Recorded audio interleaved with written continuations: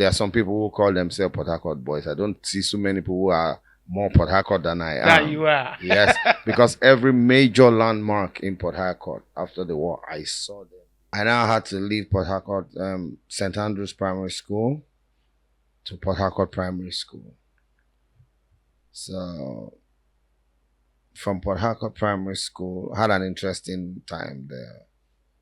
Very interesting time. Then while I now wrote the common entrance like every other kid, actually wrote the common entrance in primary 5, passed, but my dad said no, I must do primary 6. Wow. So primary 6, we did that, getting ready to get into secondary school. Because we had even started buying my stuff for the boarding house. That's when I had my accident. Wow. Secondary school. To get into secondary school. Okay. Buying stuff to get into secondary school. Okay. That's when I had my accident. That was 1978. Wow. Yeah, pretty long time. Long time. And because I had always been in the public eye from as a kid, it was a big news in Port Harcourt then. A very big news. In fact, I still remember when I came to, because they said I was in coma. In fact, the doctor said I had less than 12 hours to live. It's a very, very funny period of my life, but it shaped who I am today. Yeah. Because that incident made me grow up so fast. In fact, it got to a point where I got used to people calling me old man after then, because most of the people who surrounded me during that period of recuperating were elderly people, my dad's friends, Yeah. uncles, aunts, and all that. So I soaked up so much wisdom From them. about life. I saw life from a different perspective. As a young kid, I was 12 years. But then I had already become very popular because of football and academics. Very, very popular. And I remember one incident in 1977 where I was presented to the then, you remember Zamani Lekwat? Zamani Lekwat, he was the governor then. Yes. Wow. Yes, I was taken to the government house because he asked, he said, whose kid is this? I want to meet him. He took me to the government house and presented me to him. And he gave me they gave me some jerseys and stuff, which we used to form one of those clubs in D-Line those days. Blue Adidas or something like that. I'm trying to remember. Anybody who can remember, you know? Yeah. So it was quite an interesting time. Then the incident, then I had to leave Port Harcourt for a couple of years, back to Lagos, because I needed to get myself together psychologically and otherwise. Yeah. And secondary school was Baptist High School. Yes, went to Baptist High School.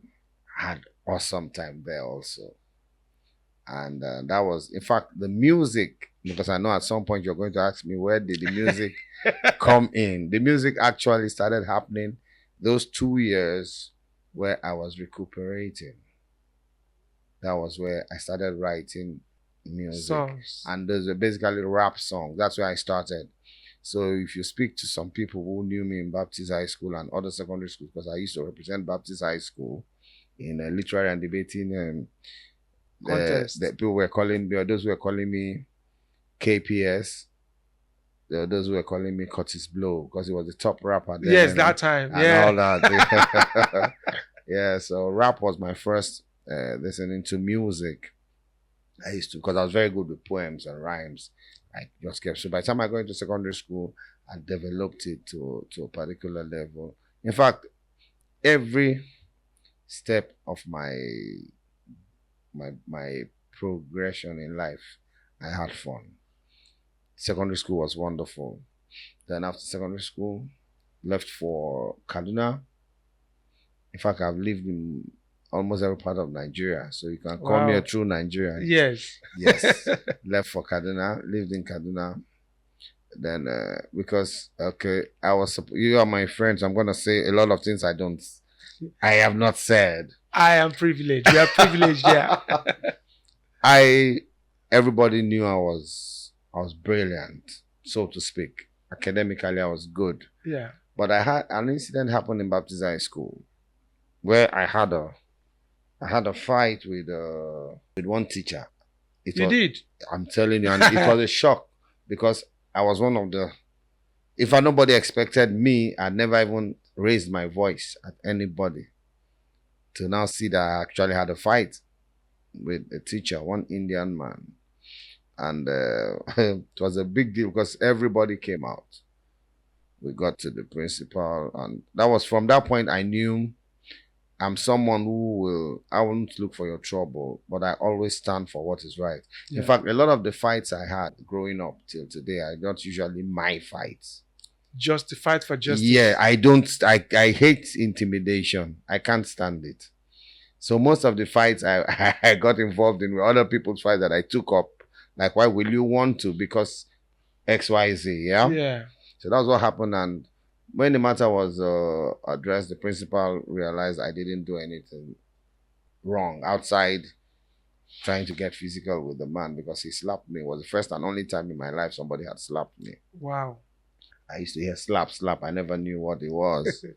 But somebody actually slapped me, and because when he slapped me, I was processing in my head, what did I do? What did I do? I couldn't come up with any answers. I had to give back. Oh, my straight up. I regretted it because he could have been my father.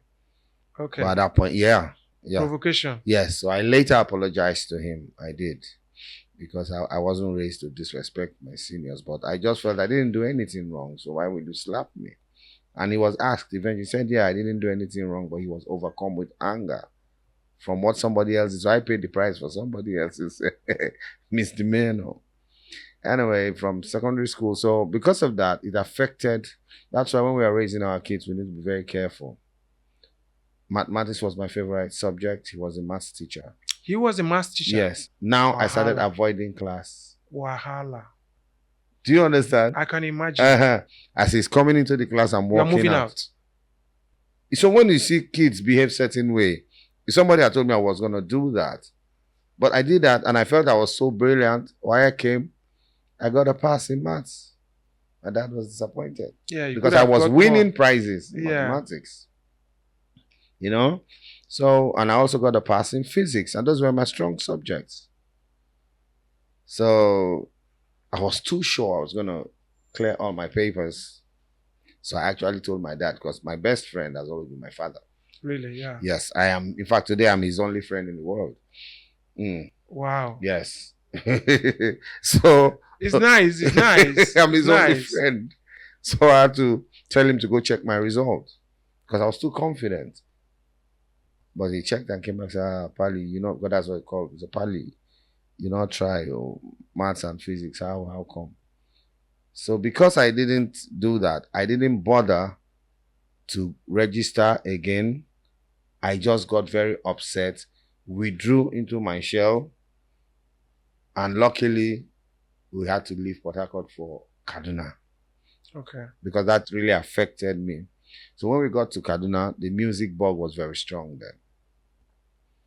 So what did I do? The very first day we landed Kaduna, I and my cousin, I told him, let's go for a walk.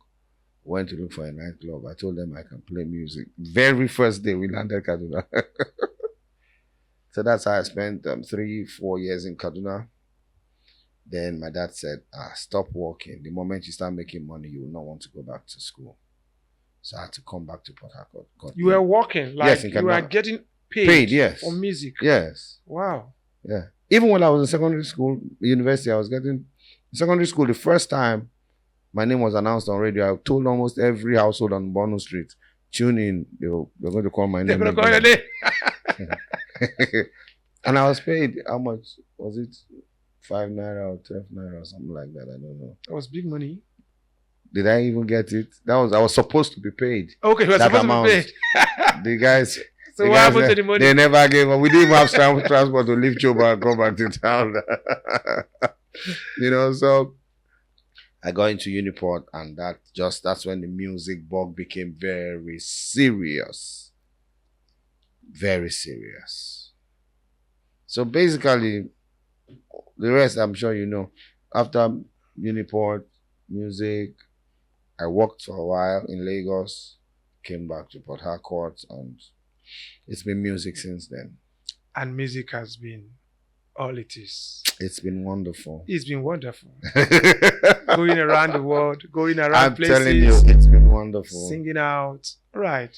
Okay. Yeah, you have talked a little about football, and I really want to go back a little. No problem. Football.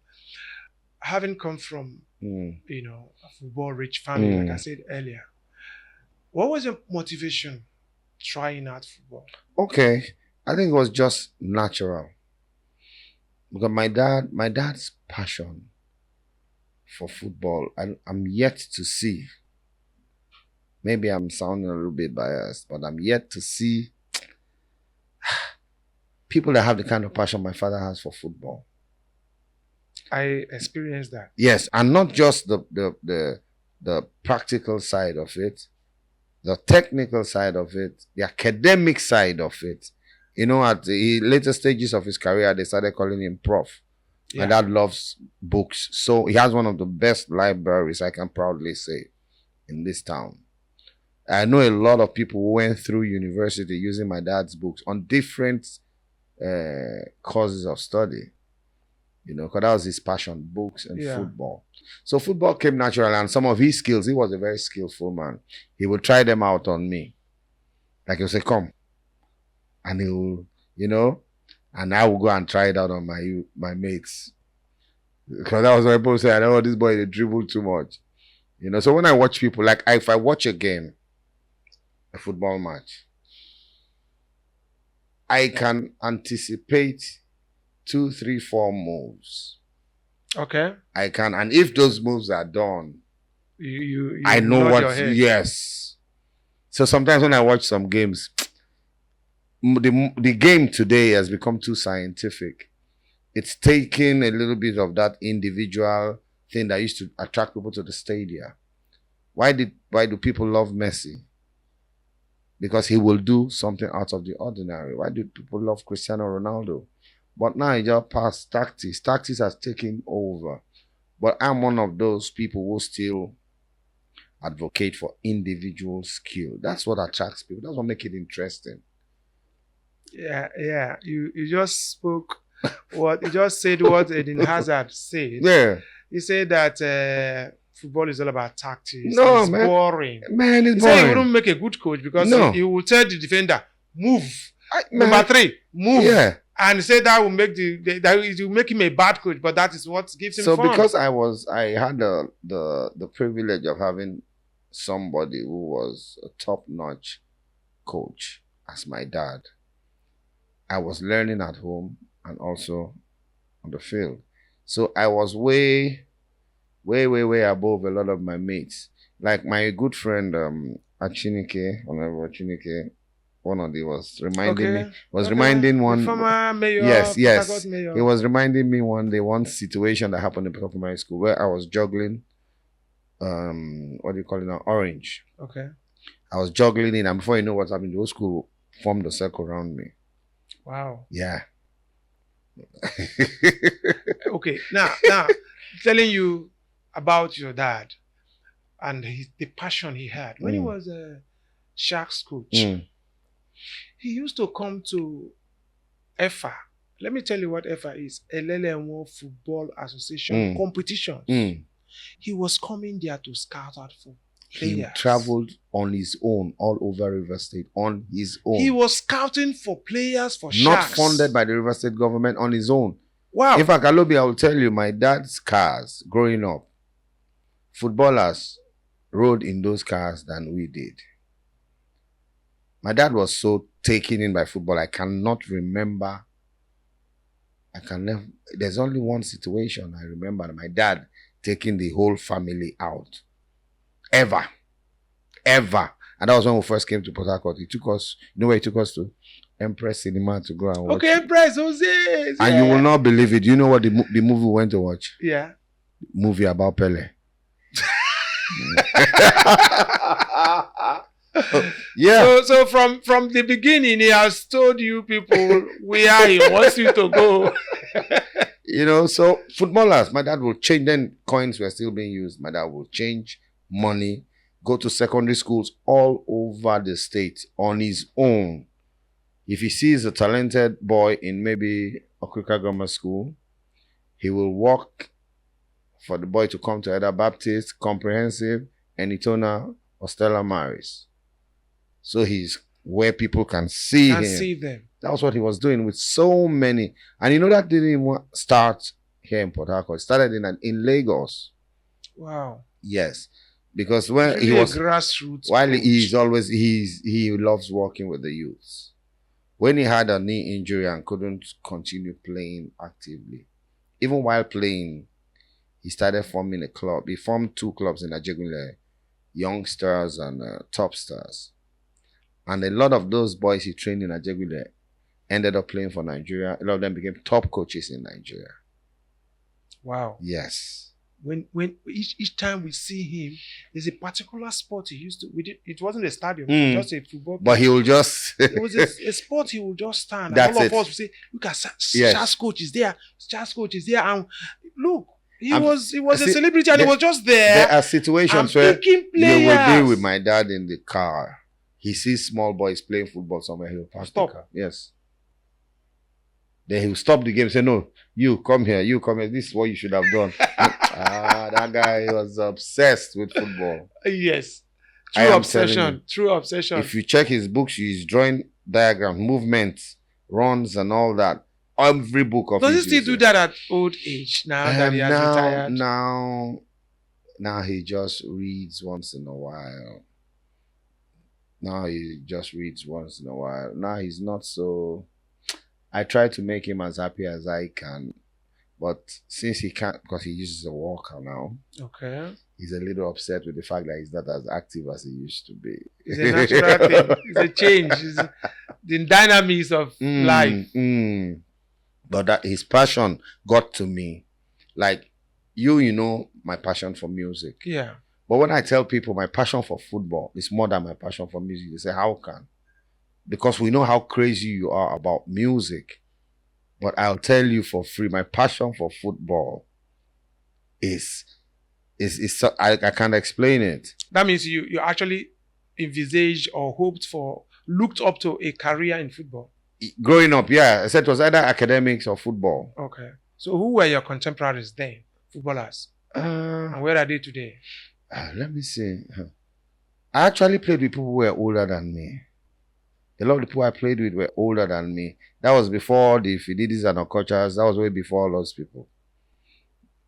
Yes. Did you play with any of them, either in local? Because talking about secondary school, Finidi was in Stella Maris, right? No, Fididi attended comprehensive. Comprehensive. The blue and white people, right? Yeah. Yes. No, that's what I'm saying. The people I played with were before them. Oh, okay. Because even age-wise, I'm older than Finidi. I'm older than Finidi with a couple of years. Really? Yeah. Oh, okay. Yeah. So at this point, do you miss football? okay, you know what my dad told me, which helped me. That's why I say he's my best friend. The day that man will go, I don't know how I'm gonna manage it. He will stay. I'll manage it.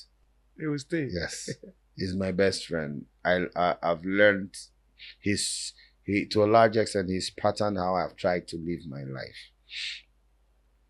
When I had my accident, the first thing that hit me was I won't be able to play football again. You know what my dad told me? He was hurting because he too could see where this boy was going to go if he continues like this. But he said, yeah, you can't play anymore, but you can watch. You can watch? Yeah. So I always told him that if I have the kind of money I pray I get, I don't want to have the kind of money that'll make me not to sleep well. Yeah. No. Because I'm one of the happiest people you'll meet in your life. Yes. You assume happiness. so but I would have loved to have my own football club. Really? I would have loved to. I really would have, because there are certain ideas I think I can introduce or I can share with coaches. I know football without sounding too modest. I know football too well. That's why I say I can anticipate. And I don't see the one you all are seeing, like there's a pass that somebody's supposed to get. I don't see that one. Everybody say, forgive this man. I am seeing that one that will cause problem for the opposition. Yeah. I know, I understand football so well. So your father wanted you to watch. How did you feel sitting down, watching your father, coach of Sharks Football Club, and all the several clubs, Calabar Rovers, teams, clubs all those that were clubs. the big clubs. Yes, How did you make Rangers you and feel? all Did that. you ever imagine that I should have been one of these players? I got over that a long time ago. You did. I got over That must have helped you because yes, because every young if I person- didn't do that, Yeah. I would have been depressed. You know, like, let me tell you this. Because I was already, like I said, in the public eye from as a kid. When I had my accident, like I said, it was a big deal. The crowd of people that were coming to the old General Hospital on Moscow Road to want to see me, yeah? People were asking, who is this boy that everybody wants to see? If I didn't have the kind of father that I have, I would have been a recluse.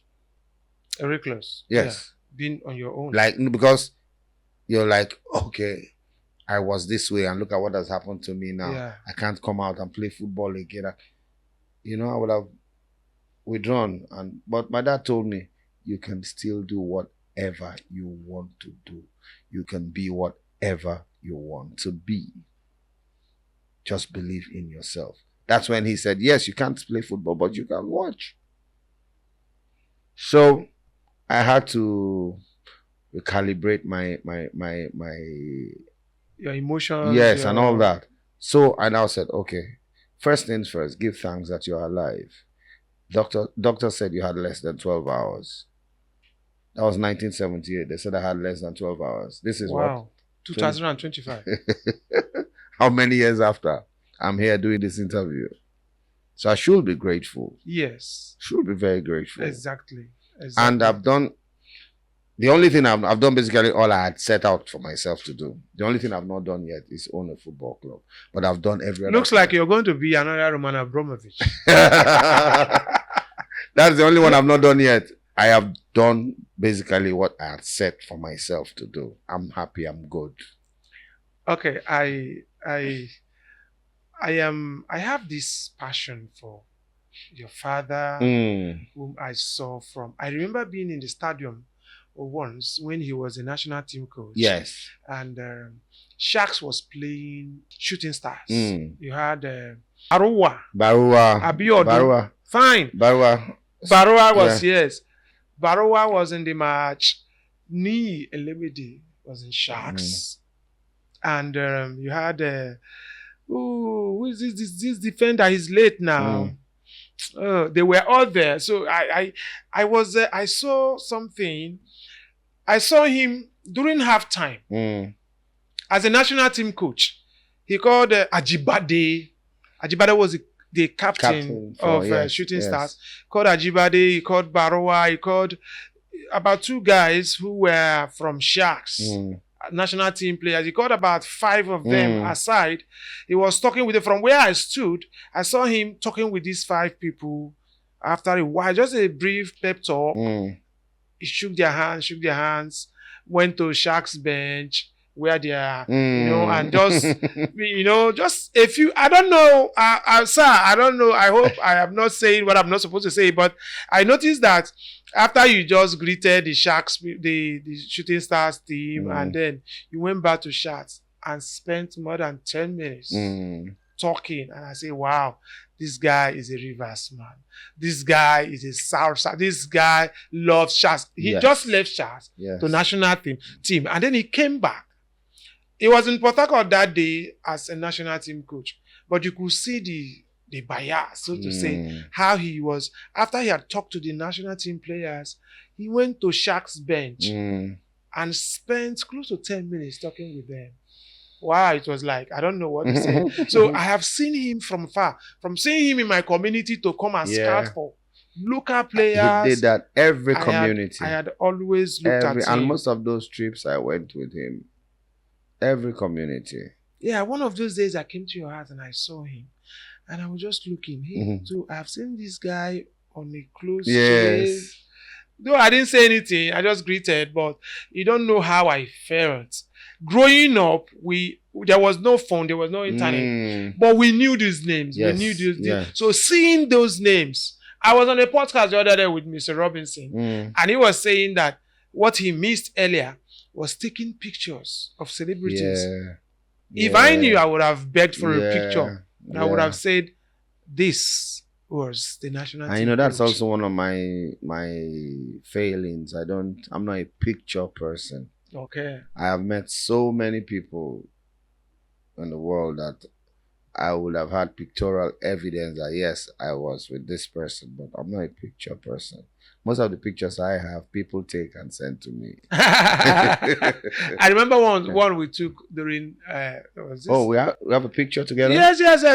And I think we do. Wow. That's a long time ago. I think I can't remember. Mm. But that was a long time ago, and we just took it, and it was, and then with this guy was also in the picture. Hey, gosh. This is a singer. What's his name? Pacino. Oh, Pacino, that's my buddy. Yes. I think three of us were in the picture. I have to look for it. Wow. It's been probably more than 20 years. Yes. So, I want to get a little emotional. How was the accident? What actually happened? I came to Port Harcourt and heard all kinds of stories. All kinds of stories. It was a football incident.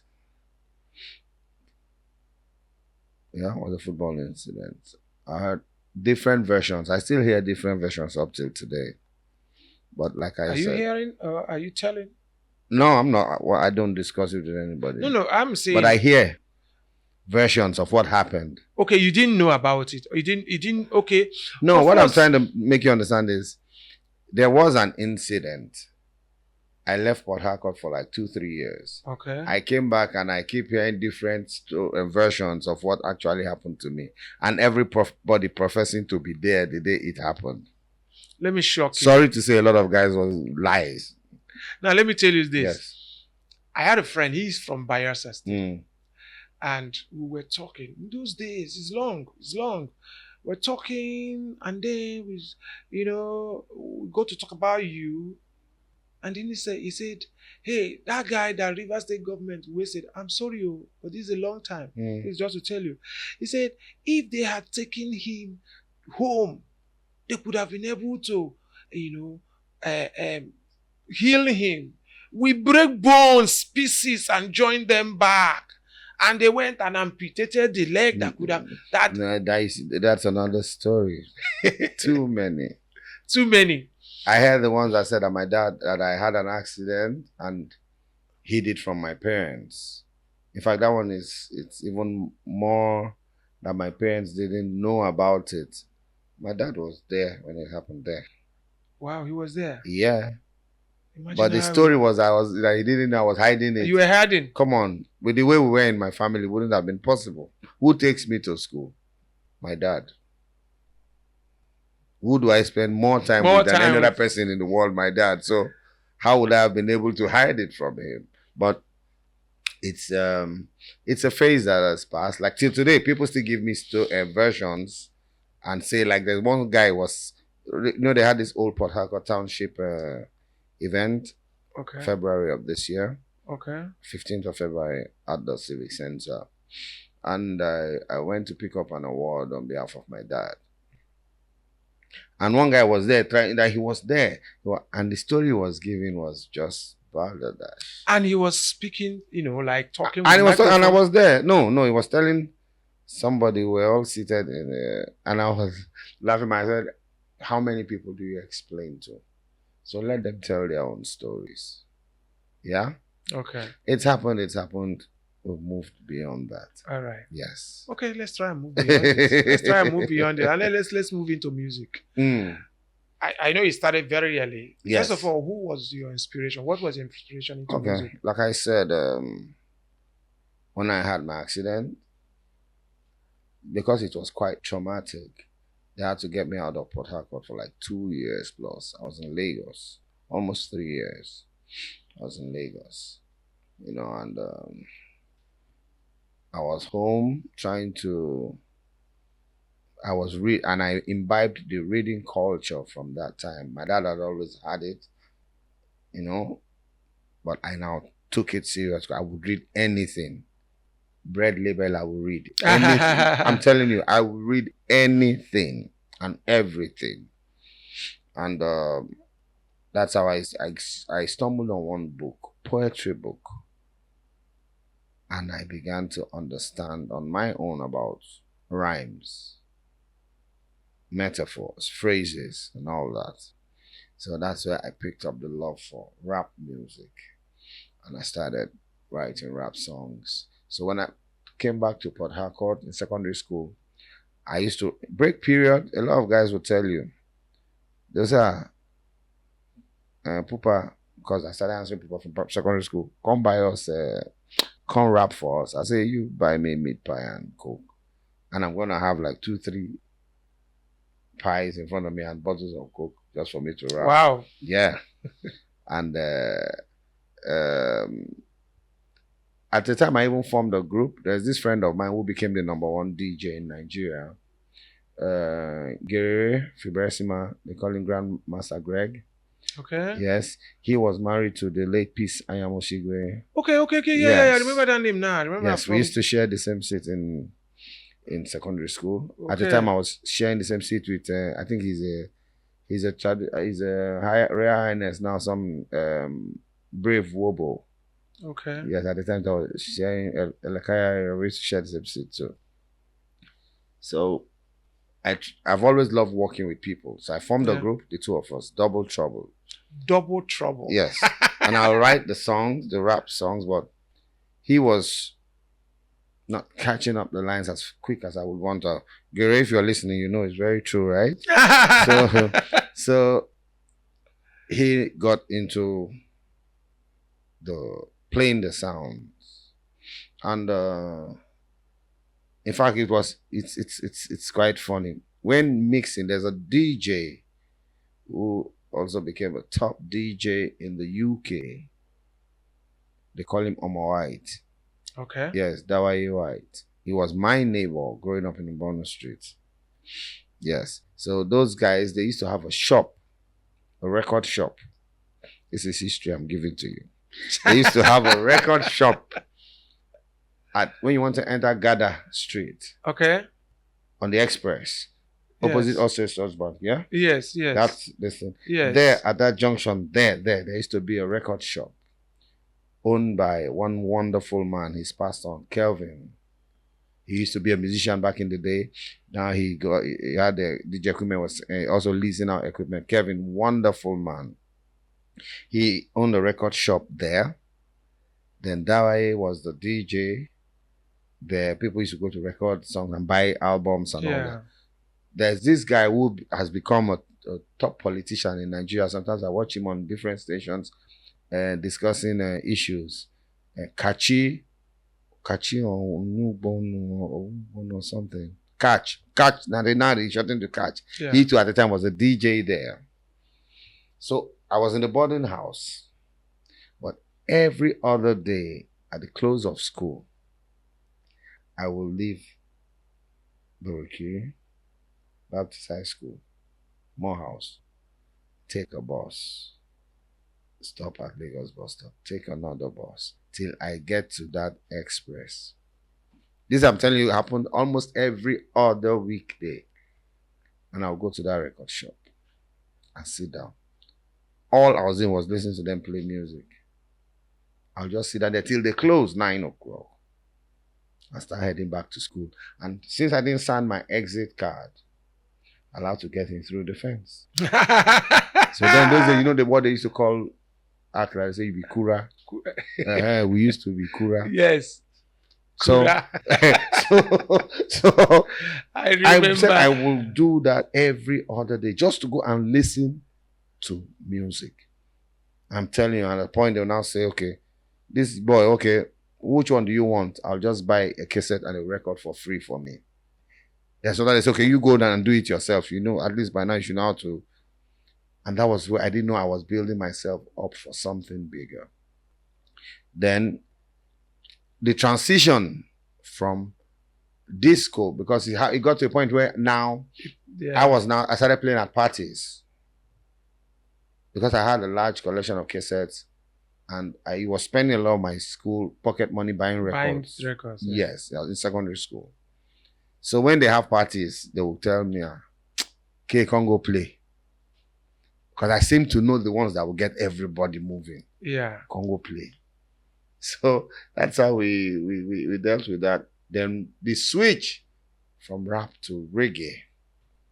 You know, me, I always like to explore. Till today, I ask questions. Okay, if this thing is like this, don't tell me this thing is like this. I will ask, okay, why can't it be like this? It's always been my way. And I damaged a lot of things growing up, trying to find out why can't it be this other way.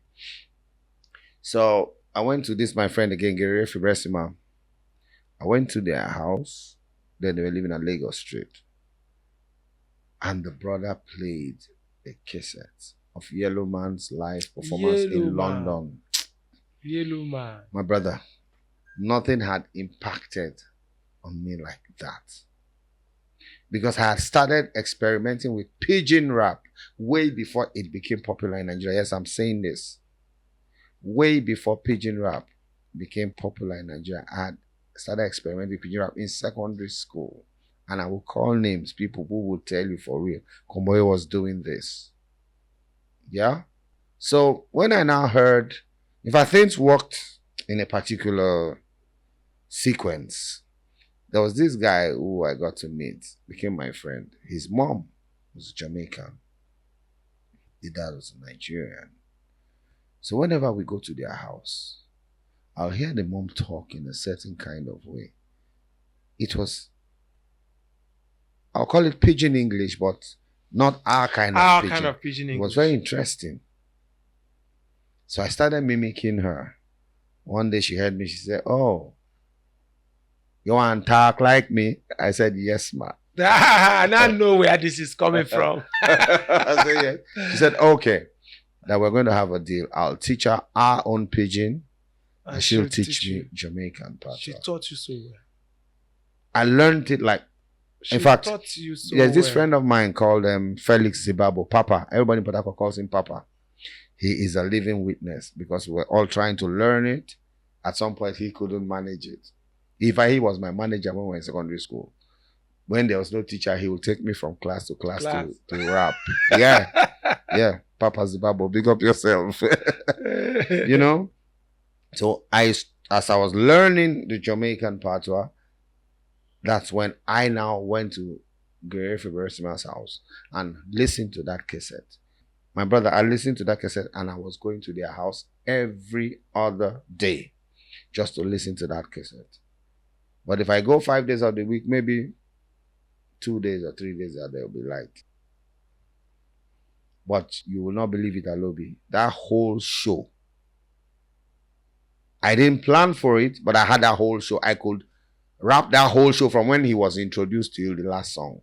Wow. I am telling you. Wow.